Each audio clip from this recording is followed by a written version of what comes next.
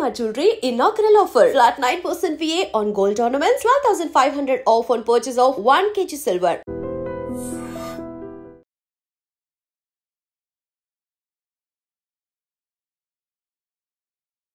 ఏడు దశాబ్దాల భారతీయ రాజకీయ చరిత్రలో మరెవరికీ దక్కనటువంటి అరుదైన అనూహ్యమైన అండ్ అసాధారణమైన ఘనత ఆయనది. ఓ సామాన్య కుటుంబంలో జన్మించి అంచెలంచెలుగా ఎదుగుతూ భారతదేశ ప్రధానమంత్రి కావడం అంటే మామూలు విషయం కాదు. అటువంటి ఘనత సాధించినటువంటి వ్యక్తే మన ప్రధానమంత్రి Narendra Damodar Das Modi. Got no love for the fakeness. If you wanna play tough and wanna hate this, I'll always show up. Chaiwala నుంచి దేశ ప్రధాని దాకా ఆయన ఎదిగిన తీరు నవ్వుతో ఈ నేపథ్యంలోనే ఒక్కసారి నరేంద్ర మోడీ వ్యక్తిగత అలాగే రాజకీయ ప్రస్థానంపై ఒక ప్రత్యేక కథనాన్ని మీకోసం యాజ్ ఏ బర్త్డే గిఫ్ట్గా నేను చెప్పే ప్రయత్నం చేశాను.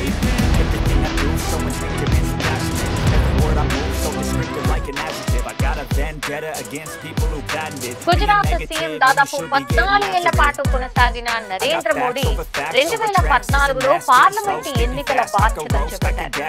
10 ఏళ్ల కాంగ్రెస్ పాలనపై ఉన్న వ్యతిరేకతను సమర్థవంతంగా ఉపయోగించుకున్న మోడీ పార్లమెంటు ఎన్నికల్లో బీజేపీగా మోగించారు.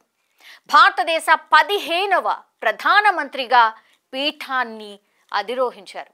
విజయవంతంగా 2 సార్లు ప్రధానిగా బాధ్యతలు చేపట్టిన ఆయన ముచ్చటగా 3వసారి కూడా ఇప్పుడు పార్లమెంట్ ఎన్నికల్లో బీజేపీని గెలిపించి 3వసారి కూడా ప్రధానమంత్రిగా ప్రమాణ స్వీకారం చేసి మనందరినీ కూడా సేవలు అందిస్తున్న సిచ్యువేషన్. నరేంద్ర మోడీ బాల్యం కానీ విద్యాభ్యాసం కానీ ఎలా సాగింది? నరేంద్ర మోడీ పూర్తి పేరు నరేంద్ర దామోదర్ దాస్ మోడీ. ఆయన 1950 సెప్టెంబర్ 17న గుజరాత్లోని మెహసానా జిల్లాలోని వాద్ నగర్లో ఒక దిగువ మధ్యతరగతి కుటుంబంలో జన్మించారు. ఆయన తల్లిదండ్రులు దామోదర్ దాస్ మోడీ, హీరాబెన్. వారికి మోడీ 3వ సంతానం. నరేంద్ర మోడీ వాడ్ నగర్లో పాఠశాల విద్యను, ఢిల్లీ విశ్వవిద్యాలయం నుంచి డిస్టెన్స్ ఎడ్యుకేషన్ ద్వారా రాజనీతి శాస్త్రంలో డిగ్రీ, గుజరాత్ యూనివర్సిటీ నుంచి రాజనీతి శాస్త్రంలో పోస్ట్ గ్రాడ్యుయేషన్ పూర్తి చేశారు. ఒక మారుమూల గ్రామంలో టీ వాలా లాగా జీవితాన్ని ప్రారంభించిన ఆయన తన జీవితంలో ఎన్నో ఎత్తుపల్లాలను చూశారు. నరేంద్ర మోడీ తన పాఠశాల దశలోనే ఆర్ఎస్ఎస్లో చేరిన ఆయన కార్యకర్తగా చాలా యాక్టివ్గా పనిచేసేవారు. మోడీ ఉన్నత పాఠశాల విద్యను పూర్తి చేసి 17 ఏళ్లలో తొలిసారి దేశ పర్యటనకు వెళ్లారు. ఈ సమయంలోనే మధ్యప్రదేశ్, ఉత్తరప్రదేశ్, బీహార్ రాష్ట్రాల మీదుగా పశ్చిమ బెంగాల్లోని కలకత్తా అట్లాగే డార్జిలింగ్ వరకు వెళ్లారు. కలకత్తాలోని రామకృష్ణ మఠంలో సన్యాసం తీసుకోవాలని ఆయన ప్రయత్నం కూడా చేశారు. కానీ అక్కడ నిబంధనలు అంగీకరించకపోవడంతో అక్కడి నుంచి బీహార్ మీదుగా అప్పటి ఉత్తరప్రదేశ్లోని ఆల్మోరాకు వెళ్ళి రామకృష్ణ మఠం ఆశ్రమంలో కొంతకాలం అక్కడ గడిపారు. అలా 17 నుంచి 20 ఏళ్ల వయసులో ఉత్తర భారతంలో ముఖ్యమైన ప్రాంతాల్లో పర్యటించి అక్కడ పరిస్థితులను పూర్తిగా తెలుసుకునే ప్రయత్నం చేశారు. నరేంద్ర మోడీ తన పర్యటనను ముగించుకుని తన స్వగ్రామమైన వాద్ నగర్కి చేరుకున్నారు. అక్కడ తల్లి హీరాబాయి దీవెనలు తీసుకుని అహ్మదాబాద్లో తన మేనమామ నడుపుతున్నటువంటి ఆర్టీసీ క్యాంటీన్లో పనిచేయడం స్టార్ట్ చేశారు.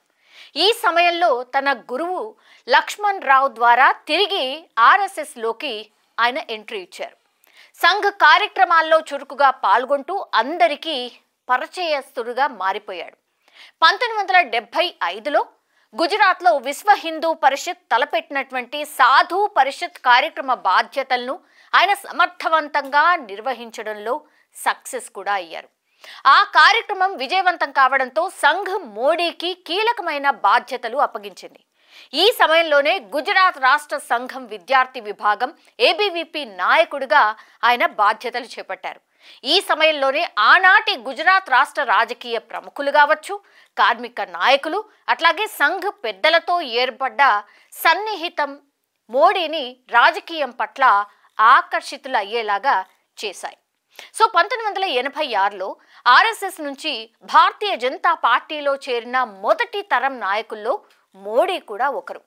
బీజేపీలో చేరిన తర్వాత అహ్మదాబాద్ పురపాలక సంఘ ఎన్నికల బాధ్యతలు తీసుకుని ఆ ఎన్నికల్లో బీజేపీని గెలిపించడంలో మోడీ కీలక పాత్ర పోషించారు. ఇలా బీజేపీ అధిష్టానం దృష్టిని ఆయన ఆకర్షించారు. ఆనాటి పార్టీ జాతీయ అధ్యక్షుడు ఎల్కే అద్వానీ ప్రోత్సాహం కూడా నరేంద్ర మోడీకి తోడైంది. దీంతో చాలా తక్కువ సమయంలోనే గుజరాత్ రాష్ట్ర బీజేపీ ప్రధాన కార్యదర్శిగా బాధ్యతలు చేపట్టారు మోడీ. ఈ తరుణంలో అంటే 1990లో ఎల్కే అద్వానీ చేపట్టినటువంటి ఈ అయోధ్య రథయాత్రకు గుజరాత్ ఇన్ఛార్జిగా, 1992లో మురళీ మనోహర్ జోషి చేపట్టిన కన్యాకుమారి కాశ్మీర్ ఏక్తా రథయాత్రకు జాతీయ ఇన్ఛార్జిగా పనిచేశారు మోడీ. ఆ తర్వాత 1993లో బీజేపీని గుజరాత్లో బలోపేతం చేసేందుకు మోడీ రాష్ట్ర ప్రధాన కార్యదర్శిగా పలు యాత్రలు కూడా చేశారు. 1995లో జరిగినటువంటి గుజరాత్ శాసనసభ ఎన్నికల్లో బీజేపీ అధికారంలోకి రావడానికి మోడీ కీలక పాత్ర పోషించారు. ఈ విజయం తర్వాత మోడీ గ్రాఫ్ అమాంతం పెరిగిపోయింది. దీంతో ఆయన సేవలను జాతీయ స్థాయిలో వినియోగించుకోవాలని పార్టీ అధిష్టానం భావించింది. ఆ తరుణంలోనే ఆయన్ను హిమాచల్ ప్రదేశ్, పంజాబ్, హర్యానా రాష్ట్రాల ఇన్ఛార్జీలుగా కూడా నియమించింది. ఆ బాధ్యతలను సమర్థవంతంగా చేపట్టిన మోడీ ఆయా రాష్ట్రాల్లో పార్టీని బలోపేతం చేయడమే కాకుండా పార్టీని అధికారంలోకి తీసుకురావడంలో కీలక పాత్ర పోషించారు. 1997లో అద్వానీ చేపట్టినటువంటి స్వర్ణ జయంత రథయాత్ర నిర్వహణ బాధ్యతను తీసుకుని నరేంద్ర మోడీ ఆ రథయాత్ర విజయవంతం కావడంలో కీలక పాత్ర పోషించారనే చెప్పాలి. ఇలా నరేంద్ర మోడీ సాధించిన విజయాలను గమనించిన ఆర్ఎస్ఎస్, బీజేపీ నాయకత్వం ఆయన్ను 1998లో బీజేపీ జాతీయ కార్యదర్శిగా నియమించింది. సో 1998, 1999లో జరిగినటువంటి లోక్సభ ఎన్నికల్లో బీజేపీ నాయకత్వంలోనే ఎన్డీఏ కూటమి అధికారంలోకి వచ్చింది. మరోవైపు పార్టీ ప్రధాన కార్యదర్శిగా ఉంటూనే 1998లో జరిగిన గుజరాత్ శాసనసభ ఎన్నికల్లో తన వ్యూహాలతో బీజేపీని గెలిపించారు. దీంతో పార్టీలో సీనియర్ నేత కేశుభాయ్ పటేల్ ముఖ్యమంత్రి అయ్యారు. 2000 సంవత్సరంలో గుజరాత్లోని కుచ్ ప్రాంతంలో సంభవించిన భారీ భూకంపం తర్వాత సహాయ కార్యక్రమాలు చేపట్టడంలో కేశుభాయ్ ప్రభుత్వం విఫలమైందని ప్రతిపక్షాలు పెద్ద ఎత్తున విమర్శలు చేశాయి. దీంతో బీజేపీ అధిష్టానం కీలక నిర్ణయం తీసుకుంది. 2001 అక్టోబర్లో నరేంద్ర మోడీని గుజరాత్ సీఎంగా ప్రకటించి మోడీకి సీఎం పీఠాన్ని అందించింది. ఇలా 2001లో తొలిసారి గుజరాత్ సీఎంగా పదవీ బాధ్యతలు చేపట్టారు మోడీ.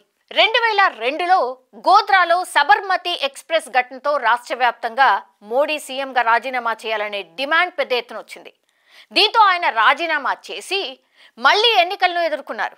2002 డిసెంబర్లో జరిగిన గుజరాత్ శాసనసభ ఎన్నికల్లో మొత్తం 182 స్థానాలకు గాను బీజేపీ 126 స్థానాల్లో విజయం సాధించడంతో మోడీ వరుసగా రెండోసారి సీఎం పీఠాన్ని అధిరోహించారు. ఆయనపై ఎన్నో విమర్శలు వచ్చినా కూడా వాటిని సమర్థవంతంగా తిప్పికొట్టారు. తన అధికారాన్ని సుస్థిరం చేసుకున్నారు. గుజరాత్ను మోడల్ స్టేట్గా తీర్చిదిద్ది దేశవ్యాప్తంగా ఉత్తమ సీఎంగా పేరు కూడా తెచ్చుకున్నారు. ఇలా నరేంద్ర మోడీ 2001 నుంచి 2014 వరకు వరుసగా 4 సార్లు గుజరాత్ సీఎంగా ఉన్నారు. 2013లో కర్ణాటక శాసనసభ ఎన్నికల్లో బీజేపీ విజయానికి గుజరాత్ మోడల్ అనే అంశం ఎంతగానో ఉపకరించింది. ఈ ఎన్నికల్లో విజయం సాధించిన వెంటనే బీజేపీ అధిష్టానం నరేంద్ర మోడీని ప్రధానమంత్రి అభ్యర్థిగా ప్రకటించింది. అయితే ఎల్కే అద్వానీ వంటి సీనియర్లు ఆయన అభ్యర్థిత్వాన్ని ఒప్పుకోకున్నా ఆయన ఫాలోయింగ్, ఆయన గ్రాఫ్ని చూసి అంగీకరించాల్సినటువంటి పరిస్థితి వచ్చింది. 2014 సార్వత్రిక ఎన్నికల్లో భారతీయ జనతా పార్టీ నాయకత్వంలోని ఎన్డీఏ కూటమి గణనీయమైన స్థానాలు సాధించింది. నరేంద్ర మోడీ కూడా వారణాసి నుంచి దాదాపు 5 లక్షల భారీ మెజార్టీతో గెలుపొందారు. బీజేపీ నాయకత్వంలోని ఎన్డీఏ అత్యధిక సీట్లు కైవసం చేసుకోవడంలో 2014 మే 26 నరేంద్ర మోడీ భారతదేశ 15వ ప్రధానమంత్రిగా ప్రమాణ స్వీకారం కూడా చేశారు. ప్రధానమంత్రిగా ఆయన ఎన్నో కీలక నిర్ణయాలు కూడా తీసుకున్నారు. అందులో పెద్ద నోట్ల రద్దు కావచ్చు, జీఎస్టీ అమలు కావచ్చు, ఆర్టికల్ 370 రద్దు, ఉమ్మడి పౌరసత్వం, పౌరసత్వ సవరణ చట్టం, ట్రిపుల్ తలాక్ రద్దు కావచ్చు, రామ మందిర నిర్మాణం వంటి ఎన్నో సంచలన నిర్ణయాలను తీసుకోవడం మాత్రమే కాకుండా వాటిని అమలు చేసిన ఘనత కూడా మోడీకే దక్కింది. పీఎం కిసాన్ సమ్మాన్ నిధి, ప్రధానమంత్రి ఉజ్వల యోజన, శ్రమయోగి మాన్ధన్ యోజన, ఆరోగ్య సంరక్షణ కార్యక్రమం, Ayushman Bharat, Pradhan Mantri Jan Dhan Yojana, Jan Suraksha, PM Kisan Samman Nidhi, make in India, Yoga Divas వంటి పథకాలు కూడా ఎన్నో ప్రవేశపెట్టారు. అలా ప్రజల్లో ఒక దార్శనికుడుగా గుర్తింపు పొంది 2019 ఎన్నికల్లో మరోసారి గెలిచి రెండోసారి ప్రధాని పీఠం అధిరోహించారు మోడీ. ఇక ప్రపంచవ్యాప్తంగా ప్రధాని మోడీని ఎన్నో అవార్డులు వరించాయి. అందులో కొన్ని 2016లో ఆఫ్ఘనిస్తాన్ ప్రభుత్వం state order of Ghazi Amir Amanullah Khan, 2018 ఫిబ్రవరిలో పాలస్తీనా ప్రభుత్వం ద్వారా grand collar of the state of పాలస్తీనా, 2018 అక్టోబర్లో ఐక్యరాజ్య సమితి ద్వారా UN champion of the Earth award, 2018 April 2019లో యుఏఈ ఆర్డర్ ఆఫ్ జాయద్, 2019 ఏప్రిల్లో రష్యాచే ఆర్డర్ ఆఫ్ సెయింట్ ఆండ్రూ, 2019 జూన్లో మాల్దీవుల నుంచి ఇజుద్దీన్ యొక్క విశిష్ట రూల్, 2019 ఆగస్టులో బహ్రెయిన్ ద్వారా హమద్ ఆర్డర్ ఆఫ్ ది రిసైన్సెస్, 2020 డిసెంబర్లో అమెరికా ద్వారా లెజెండ్ ఆఫ్ మెరిట్, 2021 డిసెంబర్లో భూటాన్ ద్వారా order of the dragon king, 2022 మేలో ఫిజీ ద్వారా ఆర్డర్ ఆఫ్ ఫిజీ, 2022లో పాపువా న్యూ గినియా ద్వారా లోగుహు ఆర్డర్, 2022 జూన్లో ఈజిప్ట్ ద్వారా ఆర్డర్ ఆఫ్ ది నైలు, 2023 జూలైలో ఫ్రాన్స్ ప్రభుత్వం ద్వారా లెజెండ్ ఆఫ్ ఆనర్, 2023 ఆగస్టులో గ్రీస్ ద్వారా ఆర్డర్ ఆఫ్ ఆనర్, 2024 మార్చిలో Bhutan order of the dragon king. ఇలా చాలానే ఉన్నాయి. ఇక వివాదాల విషయానికి వస్తే నరేంద్ర మోడీ తన సుదీర్ఘ రాజకీయ ప్రస్థానంలో కొన్ని వివాదాలను కూడా ఎదుర్కొన్నారు. 2002లో ఆయన గుజరాత్ సీఎంగా ఉన్నప్పుడు గోద్రా అల్లర్లు చాలా పెద్ద ఎత్తున జరిగాయి. ఫిబ్రవరి 27, 2002న గుజరాత్లోని గోద్రాలో సబర్మతి ఎక్స్ప్రెస్లో మంటలు చెలరేగడంతో దాదాపు 59 మంది సజీవ దహనమైనరు. ఈ ఘటన దేశవ్యాప్తంగా సంచలనమైంది. ఈ సంఘటన తర్వాత గుజరాత్లోనే కాదు దేశవ్యాప్తంగా కూడా పెద్ద ఎత్తున అల్లర్లు, మత కల్లోలాలు చెలరేగాయి. ఈ అల్లర్లలో వందలాది మంది ప్రాణాలు కోల్పోయారు. వేల కోట్ల రూపాయల ఆస్తి నష్టం జరిగింది. గుజరాత్ ప్రభుత్వం వాటిని అడ్డుకోవడానికి ప్రయత్నించినా కూడా ప్రతిపక్షాలు మాత్రం అల్లర్లకు సహకరించారనే ఆరోపణలు కూడా ఉన్నాయి. ఈ నేపథ్యంలో మోడీతో సహా 61 మందిపై హత్య కుట్ర అభియోగాలు కూడా నమోదయ్యాయి. అయితే సుదీర్ఘకాలం పాటు సాగిన విచారణలో నరేంద్ర మోడీకి క్లీన్ చిట్ లభించింది. నరేంద్ర మోడీ రాజకీయ ప్రస్థానంలో కీలక ఘట్టాలు కొన్ని ఉన్నాయి. 1987లో ఆర్ఎస్ఎస్ నుంచి బీజేపీలో జాయిన్ అయ్యారు. 1988, 1995 మధ్యకాలంలో బీజేపీని అధికారంలోకి తీసుకురావడంలో కీలక పాత్ర పోషించారు. 1995లో జాతీయ కార్యదర్శిగా ఎంపికతో పాటుగా 5 రాష్ట్రాల వ్యవహారాల బాధ్యత కూడా అప్పగించారు. 1998లో బీజేపీ ప్రధాన కార్యదర్శిగా పదోన్నతి పొందారు. 2001లో తొలిసారి గుజరాత్ ముఖ్యమంత్రిగా ఎంపికయ్యారు. 2002లో రెండోసారి ముఖ్యమంత్రిగా ఎన్నికయ్యారు. 2007లో మూడోసారి ముఖ్యమంత్రిగా బాధ్యతలు స్వీకరించారు. 2012లో నాలుగోసారి ముఖ్యమంత్రిగా ప్రమాణ స్వీకారం చేశారు. 2013లో బీజేపీ పార్లమెంటరీ పార్టీ బోర్డులో సభ్యుడిగా నియామకమయ్యారు. 2013లో బీజేపీ ఎన్నికల ప్రచార కమిటీ బాధ్యతలు స్వీకరించారు. 2013లో భారతీయ జనతా పార్టీ ప్రధానమంత్రి అభ్యర్థిగా ఎంపికయ్యారు. సో ఇక్కడే I think turning point 2013 Narendra మోడీకి. ఇక 2014 సార్వత్రిక ఎన్నికల్లో బీజేపీ సంపూర్ణ మెజార్టీతో గెలుపొందింది. 2014 మే 26న ప్రధానమంత్రిగా మొదటిసారి ప్రమాణ స్వీకారం చేశారు మోడీ. 2019లో రెండోసారి ప్రధానమంత్రిగా ప్రమాణ స్వీకారం చేశారు. 2024లో మూడవసారి ప్రధానమంత్రిగా ప్రమాణ స్వీకారం చేశారు నరేంద్ర మోడీ. సో ఇలా నరేంద్ర మోడీ బయోగ్రఫీ ఇది. పుట్టినరోజు జరుపుకుంటున్నటువంటి మన ప్రధానమంత్రి నరేంద్ర మోడీ గారికి పుట్టినరోజు శుభాకాంక్షలు.